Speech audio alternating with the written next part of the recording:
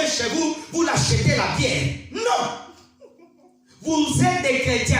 Tonton ou pas, chez nous, il n'y a pas de bière. Le maître ici, c'est Jésus. Le maître ici, c'est Jésus. L'alcool ne rentre pas. La cigarette ne rentre pas. Vous, quand c'est les anniversaires des chrétiens, oh non, c'est l'anniversaire, je vais inviter mes collègues de travail, c'est l'anniversaire de mon fils, il faut que je mette un peu d'alcool. Jésus n'est pas maître de votre mariage. Quand c'est Jésus qui est maître de votre mariage, alléluia, l'entreprise c'est l'entreprise, chez vous c'est Jésus. Amen. Tu es au travail, tu respectes les règles de ton travail.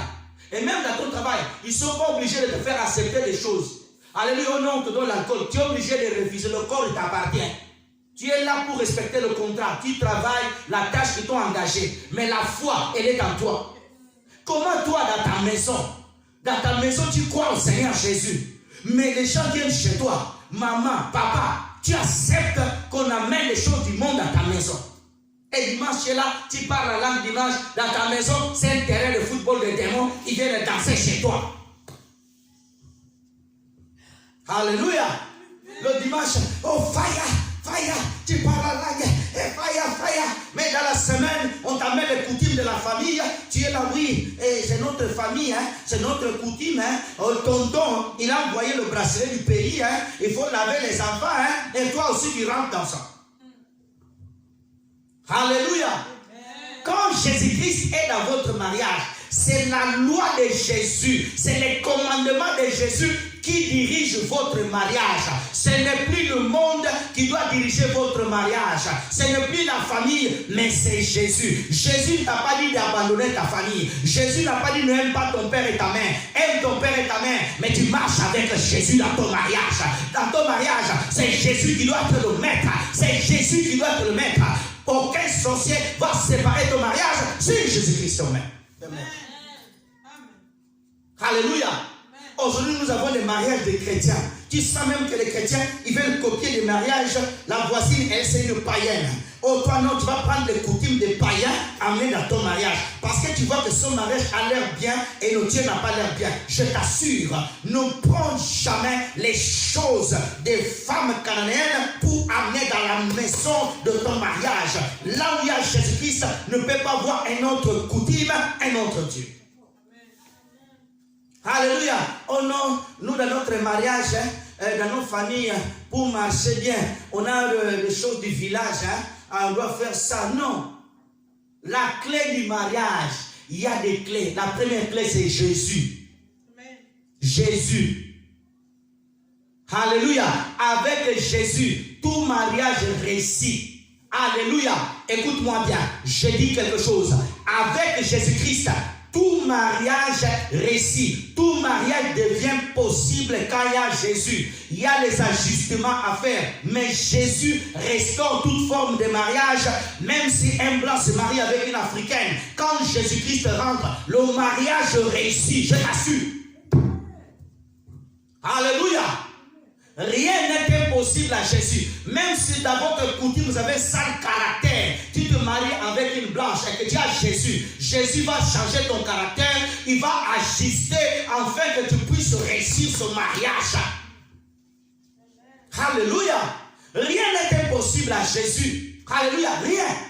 Mais quand tu prends Jésus, tu le sors de ton mariage, tu le mets de côté, je t'assure, c'est l'échec. Dans Jean chapitre 2, la Bible dit qu'il y avait la fête. Les gens dansaient, tout le monde était content. À un moment donné, il manquait le vin. Beaucoup de mariages, il manque la chose qui apporte les stabilités. Et ça, il n'y a que Jésus qui peut donner le bonheur du mariage. L'argent ne donne pas le bonheur du mariage, mais c'est un des éléments qui aide le mariage. Je dis bien, aide le mariage. Mais ce n'est pas la clé du bonheur. Alléluia. Les enfants, c'est un des éléments qui amène la joie de le mariage. Mais ce n'est pas la clé du mariage. Alléluia. La clé du mariage, c'est Dieu. Il y a des gens qui n'ont pas d'enfants, mais ils ont Jésus dans leur mariage. Ils sont heureux. Il y a eu des gens dans la Bible qui étaient stériles. Ils étaient heureux. Ils servaient Dieu. Élisabeth et Zacharie, ils avaient Dieu dans leur mariage. Ils étaient heureux. Le temps convenable, Dieu les a bénis par l'enfant. Alléluia. Frères et sœurs, que Jésus habite dans votre mariage. troisième point important dans le mariage, je veux que tu notes l'amour pour sa femme, l'amour pour son mari. Ephésiens 5, versets 22 à 25.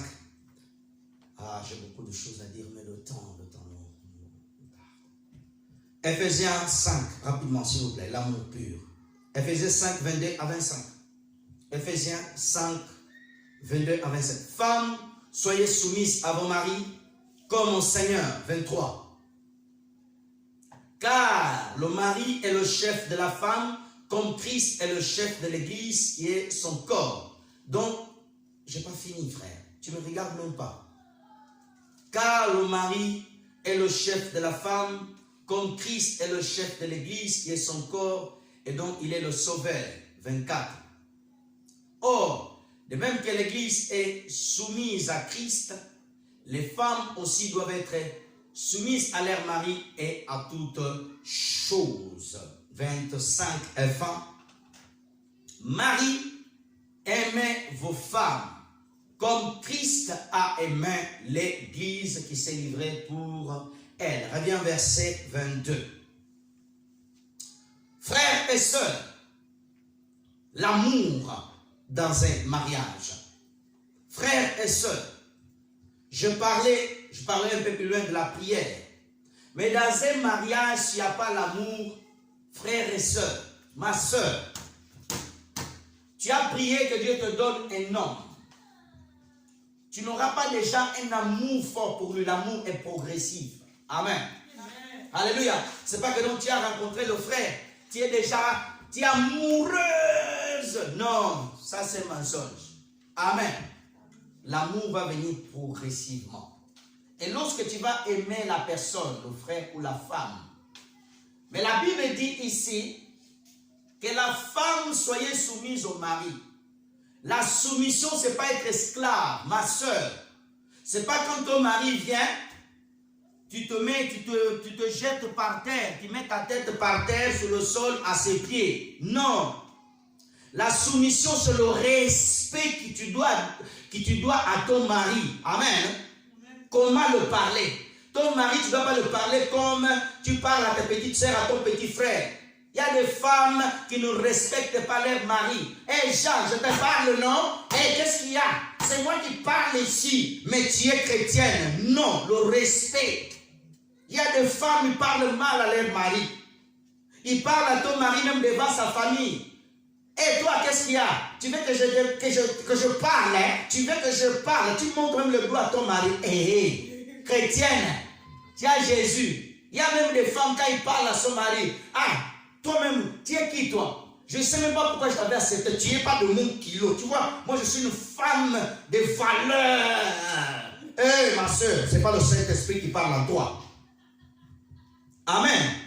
Il y a des sœurs qui ne respectent pas leur mari. Tu respectes plus ton pasteur que ton mari, c'est un péché. Tu dois respecter ton mari. Respectez-lui. Alléluia. Tu lui donnes du respect. Tu ne parles pas à ton mari comme tu parles à ton ami. Et même devant même tes copines, tu lui manques de respect. Jean, je ne t'ai pas dit non. Tu veux me faire quoi, non? C'est moi qui parle, non? Tu lèves toujours la voix. Tu as l'arrogance de parler à ton mari.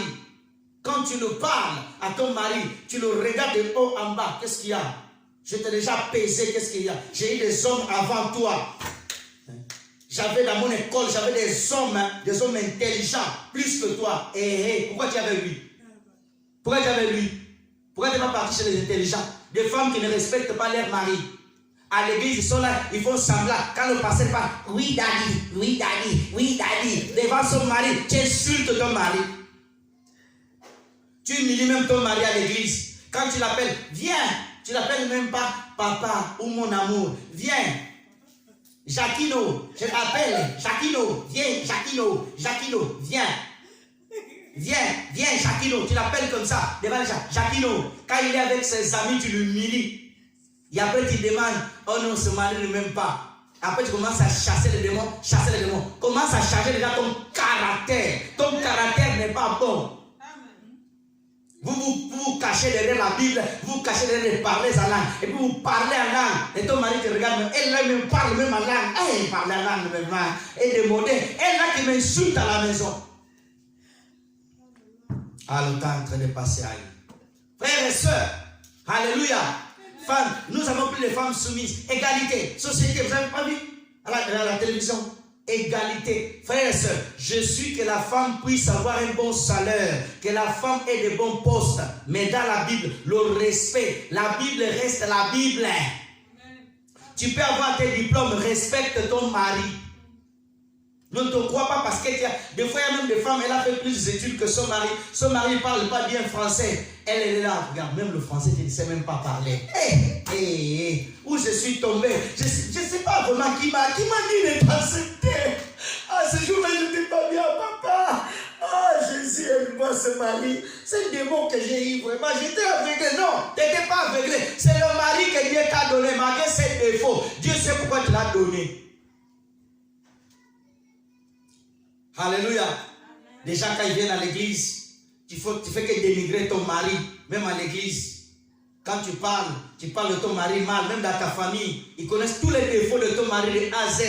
Même la tâche qu'il a dans le dos, ta famille sache que lui là, il parle trop le gaillard là, il a une tâche. C'est tu as dit même à ta famille. Tu vois là, Jackie, hein, il a une tâche là. Ils savent.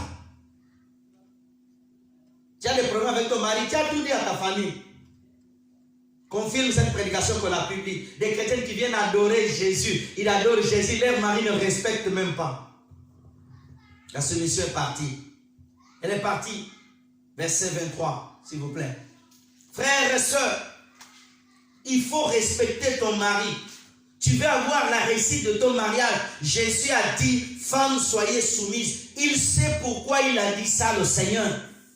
Il sait. Aujourd'hui, à cause de la modernité, on veut tout bannir. On veut tout enlever. Alléluia. Et quand même des prédicateurs, au nom de la bonne pensée pensante, ils veulent changer les Écritures. J'ai dit bien, une femme doit respecter son mari. Et mari, j'arrive au mari. Verset 23, j'arrive. Le mari, attendez-moi. Frères et sœurs, car le mari est le chef de la femme. Ce verset, il est mal compris. Beaucoup de maris utilisent ce verset pour humilier leurs femmes. Quand on dit ici le mari est le chef de la femme, c'est dans le sens du respect. Amen. Amen. Parce que physiquement, l'homme a plus de force que la femme dans la morphologie. Amen. Alléluia. Ça ne veut pas dire que la femme, il faut écraser ta femme. Ah frère, c'est pas parce que tu as entendu ça, tu rentres dans la maison, tu as dit, hein, le pasteur a dit, je suis ton chef. Le pasteur a dit, je suis ton chef. Mais quand tu commences à me nettoyer mes chaussures, tu commences à me laver le sol. Non. Amen. Il y a des maris qui utilisent, il y a des maris qui sont des mauvais chefs. Un bon chef, il donne l'exemple. Les maris, qu'un bon chef, il doit laver sa maison, il doit laver les assiettes. Jésus-Christ est le chef de l'église, il a lavé les pieds des disciples. Donne-moi bien un bon amen. Il y a des maris qui sont chefs. Il rentre à la maison, il met les pieds à table. Sa femme faut qu'il lève les chaussures. Sa femme faut qu'il lève la veste. Sa femme faut qu'il les lave. Il mange les assiettes. Il a du mal, il a tellement le ventre gros pour prendre son assiette, pour aller mettre même dans l'évier. Le mari, mauvais chef. Tout la femme fait tout. La femme, elle a mal au dos. Elle doit laver les vêtements. La femme, elle a mal au dos. Elle doit faire à manger. La femme, elle est malade. Elle doit se lever parce que le grand chef gaillard, il ne peut pas bouger son petit doigt. Il est le chef. Tu es mauvais chef. Un mari en Christ, il lave les assiettes, il prépare la maison, il aide sa femme, il fait le repassage. Des mauvais chefs, Un bon chef, il donne l'exemple. Alléluia. Je ne parle pas de moi. Va demander à ma femme, à mes enfants. Alléluia. Au nom du chef. Jésus a dit, hein, le mari est le chef de la femme. Le mari, il y a même des coutumes. Dans votre coutume, on écrasait la femme. Tu viens à Jésus, tu as gardé ses coutumes. Quand vous mangez la viande la plus grande, c'est toi le chef qui a. Et ta femme te donne juste le petit bout. Tu as gardé le coutume de ta famille et tu amènes ça en Jésus. Tu veux camoufler avec ce verset-là. Arrêtez ça. Et le dimanche, tu lèves aussi tes mains, tu adores bien. Ta femme, tu l'as fait souffrir toute la semaine, elle était malade, elle est sortie fatiguée du boulot. Toi, au nom de ce verset que tu as mal interprété, ils t'ont mal prêché. Je suis le chef. Même si elle souffre, c'est moi le chef ici. Le chef ici de cette maison, c'est toi. Non, tu es mauvais chef. Jésus-Christ est le bon chef. Il a donné l'exemple. Il a lavé les pieds aux disciples. Il était chef, il s'est fait serviteur. Prenons l'exemple de Jésus de Nazareth. Alléluia. Aujourd'hui, nous avons des maris. Je suis le chef. Hein. Respectez-moi. Je suis le chef. Tu es un mauvais chef. Un bon chef. Tu aimes ta femme. Tu bosses chez toi. Tu aimes ta femme. Tu la soutiens. Tu fais le repassage. Ta femme, même tu peux me laver ces choses utiles. C'est ta femme. Il y a oh non. Si tu laves les choses utiles, ta femme t'a mis dans le fétiche. Archi faux. Archi faux. Tu sais quoi ces enseignements? Il faut être dur avec ta femme. En Afrique, on nous a enseigné, avec une femme, il ne faut pas rire avec elle. Il faut être méchant. Avec une femme, il faut être méchant. Il faut être méchant. Non, Jésus dit avec une femme, il faut être doux. Donne-moi bien amen. Alléluia. C'est quoi ces histoires des coutumes de l'Afrique, nous dans notre village? Quand les femmes sont là, les maris sont réunis, la femme doit être dans le coin, loin. Il ne faut même pas la... Il faut qu'on voit juste sa petite tête de loin. Non, arrêtez ça. Donnez de valeur à ta femme. Tu es là, tu la prends. Je dis, maman, madame, qu'est-ce qu'on peut faire? Associe ta femme avec toi. Pourquoi dans beaucoup de mariages chrétiens ne réussissent pas? Parce que les gens interprètent mal les choses. Le mari veut être le chef de tout et de rien. Il veut décider sur tout. Même c'est la femme qui connaît les choses qui manquent dans la cuisine. Il n'y a plus la semoule, il n'y a plus le riz. Oh, ça aussi, tu veux aussi regarder ça aussi. Ah! Des couples chrétiens, ils se disputent à cause du poisson. Du poisson. La discussion, c'est le poisson. Le mari veut être tellement le chef, il veut même le poisson. Il veut gérer ça. Laisse ta femme gérer ça. Donne-moi bien la main, je vais te parler. Alléluia. Nous avons beaucoup de sœurs. Ils viennent à l'église, ils savent qu'elles dorment. C'est des problèmes avec le chef mauvais à la maison. Elle n'arrive pas à faire bien le jeûne et la prière. Pasteur, viens prêcher bien sur la famille. Arrêtez de prêcher tout le temps. Blocage de couple. Non, il y a des comportements que nous avons mauvais à l'église. Nous ne sommes pas encore partis au ciel. Et tant que nous sommes sur la terre, nous devons prêcher bien nos familles et nos femmes. Car le mari et le chef de la femme, ils sont assis là, les chefs. Tu vas voir dans les églises, les mamans ils font beaucoup de beignets. Beaucoup de beignets, ils ne servent pas devant. Les mamans le mettent dans le service loin. Elle ne peut pas venir devant. Tu vois toujours des mamans, j'aime pas les églises où les mamans sont toujours loin là. J'aime pas ce genre d'église où les mamans ont fait beaucoup de beignets, les mamans ne sont jamais devant. Que les mamans s'assient devant. Laissez les places aussi aux mamans. Amen. Alléluia. Frères et sœurs, les mauvais chefs, quand tu vois l'église, costume là, bien, pochette là, à la maison, mauvais chef. Commence à être chef bien à la maison. Quand dans une maison, la femme fait tout, le mari ne bouge pas son petit doigt, et dimanche, il lève même la Bible. Ah, Seigneur, on le choisit même pour lire la Bible. Parce qu'on ne choisit pas ces gens de frères, de papas à l'église, qui font souffrir les femmes à la maison. Ne les choisit pas. Il est indigne même de servir à l'église. Il est déjà 16h10. Verset 24, très rapidement, s'il vous plaît. Or, de même que l'Église est soumise à Christ, les femmes aussi doivent être soumises à leur mari en toutes choses. Regardez-moi.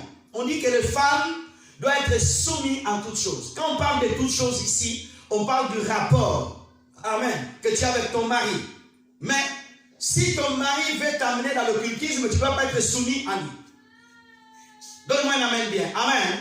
Si ton mari veut te faire détourner de la parole de Jésus, alléluia, ne sois pas soumise. Amen. Tu as Jésus, ton mari te dit non, on doit rentrer dans une secte. Tu ne rentres pas dans la secte. Amen. Alléluia. Amen. Alléluia. Amen. Frères et sœurs, pourquoi beaucoup de mariages sont en train d'être détruits? Le mari, parce qu'il pense tout faire. Non, ma soeur, et l'intelligence dans le mariage. Quand tu vois que ça ne t'amène pas à l'édification, ça t'éloigne de ce que Jésus-Christ a dit. Tu dis, mon mari, là, je ne te suis pas. Amen. Si ton mari veut t'amener dans un trou, toi aussi, au nom de ça, oui, papa, on va dans le trou, hein, on va dans le trou. Toi, tu es aussi Saphira. Oh, Ananias t'amène, toi aussi, tu vas te jeter comme Saphir, comme... Non. Alléluia, non. Alléluia. Ananias a menti. Je viens Pierre. Non, moi, je n'ai pas fait ça. Donne-moi bien la main, je vais te parler. Alléluia. Il y a des sœurs qui sont devenues menteuses. Tu as été éduqué dans une foi où on ne ment pas. Depuis que tu es avec son frère, tu as commencé à mentir comme lui. Il y a un problème. Alléluia. Le mari ment. Toi aussi tu mens. Devant les gens, tu ne réponds pas. Même ces mensonges, tu n'es pas obligé de dire oui. Quand les gens parlent de son papa, la prochaine fois, je vais te faire avoir la honte. Ne mens plus. Alléluia. Tu vas voir, la femme est en train de mentir. Le mari ne sait pas mentir. Il fait qu'elle rigole. Non, ne rigole pas. Ferme le visage. Tu n'es pas d'accord avec le mensonge. Parce que quand vous laissez la graine de mensonge rentrer dans votre mariage, vos enfants, le démon qui a entendu ce mensonge va répéter dans les oreilles de ton enfant. Donne-moi bien amen. Et tu vas voir, le mari ment. La femme est mal à l'aise, mais elle a du mal à... oui, papa. Papa. Non, ils ont menté. On va aller rapidement. Je ne peux pas tout finir. 5e point, rechercher pas son intérêt dans le mariage, mais l'intérêt de Christ et du mariage. Ne recherchez pas ton intérêt, mais l'intérêt de Christ et de votre mariage. Amen. Prenons 2 Rois chapitre 4. On va aller rapidement. 2 Rois chapitre 4 verset 8 à 11. On va lire des passages. 2 Rois chapitre 4 verset 8 à 11. Rapidement. Le temps est passé, s'il vous plaît. On va aller rapidement. Un jour, Élisée passait par Sunam.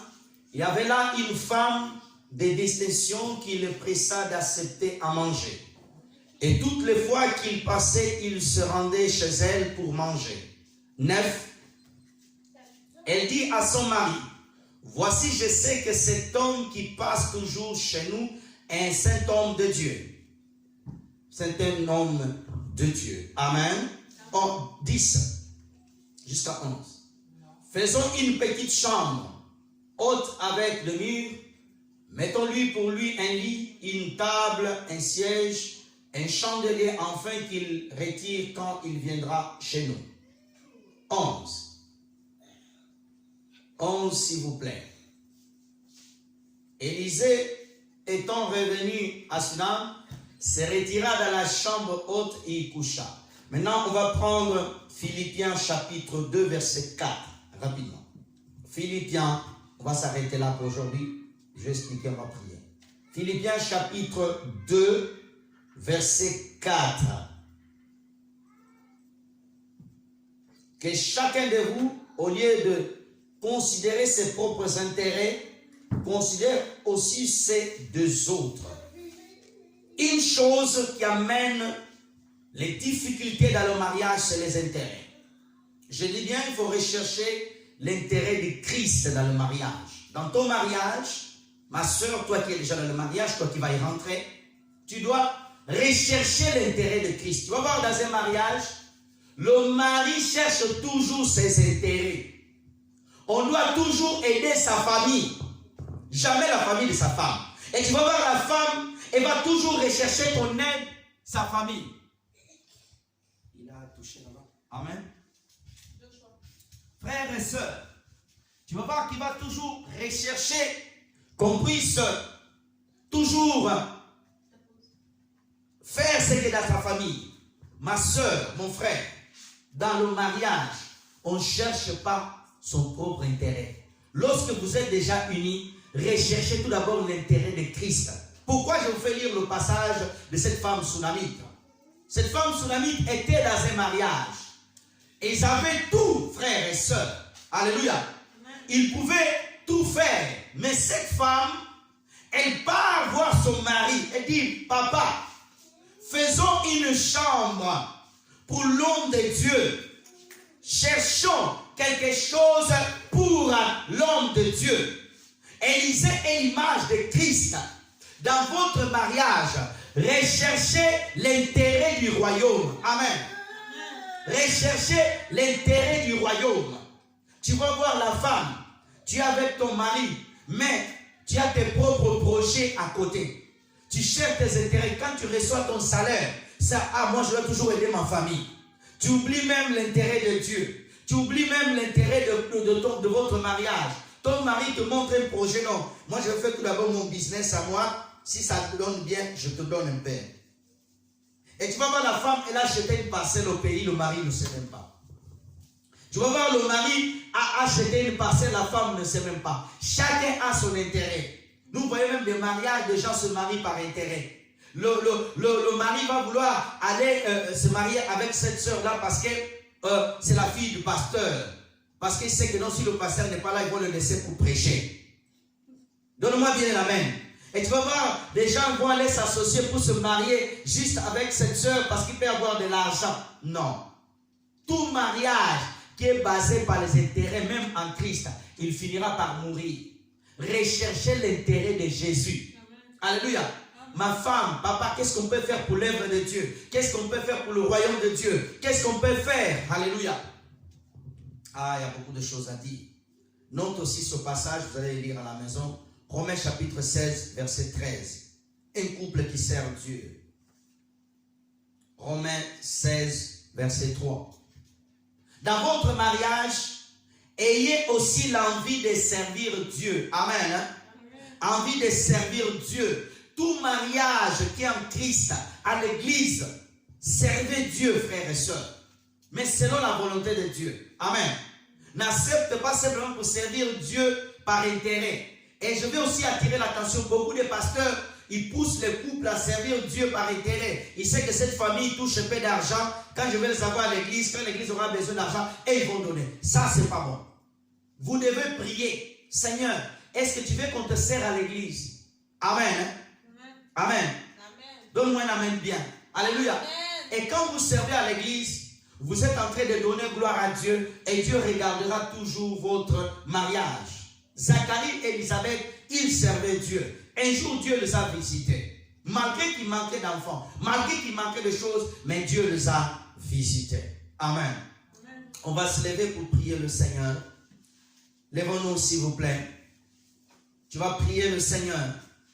Si tu es déjà dans le mariage, lèvons-nous. Tu vas dire que le Seigneur puisse t'aider à garder la réussite de ton mariage. Que le Seigneur puisse t'aider vraiment.